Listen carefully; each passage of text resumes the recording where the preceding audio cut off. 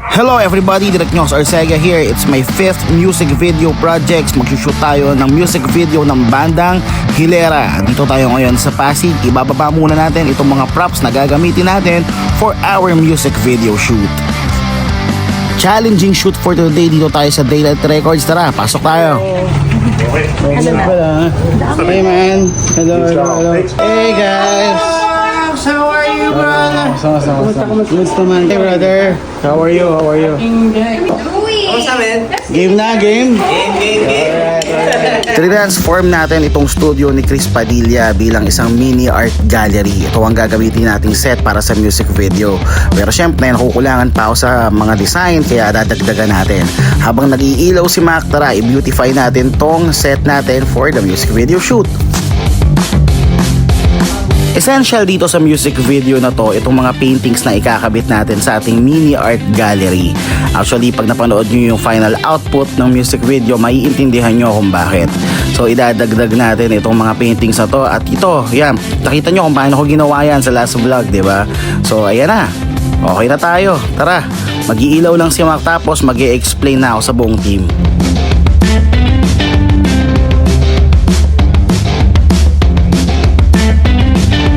3 shots tayo, bear with us na lang kung paulit-ulit talaga tayo.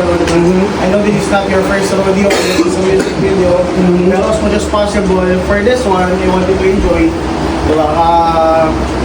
Wala na mas papax pa dito kasi DIY talaga. This music video ng bandang Hilera ay para sa kanta nilang Derecho galing sa bagong album nila na No Safety Nets. Solid to. Ang concept natin dito, mala Oasis, mala Alternative, mala Matchbox 20, ganun yung dating. At syempre yan, naka-costume si Chris Padilla. Yung kulay din ng mismong shoot natin ay binasi ko sa kulay ng album nila. At ito, tara, i-shoot na natin. Simple man tignan pero isa ito sa pinaka-challenging na music video shoot na ginawa namin. Una sa lahat, nasa isang lugar lang kami. Pangalawa ay kailangan namin i-set up yung lugar para umangkop dun sa konsepto ng gagawin naming music video.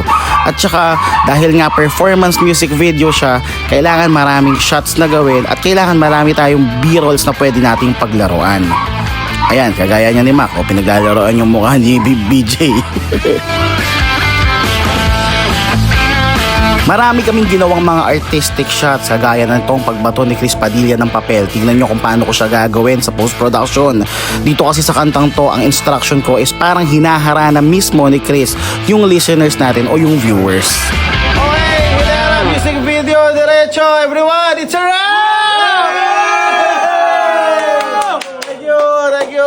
Thank you. Okay, abangan nyo. Alright, thank you guys.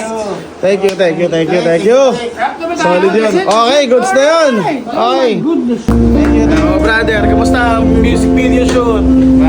Fun, sobrang exciting. Ganda ng kinalabasan. Para bang meron kami sobrang laking budget. Galing ninyo. Eto na. Abangan nyo sa Philippine Arena. Solid yan. Hilera and Android 18. Yun na. Alright. And that's it for this video. Direk Nyox here. Kita kits.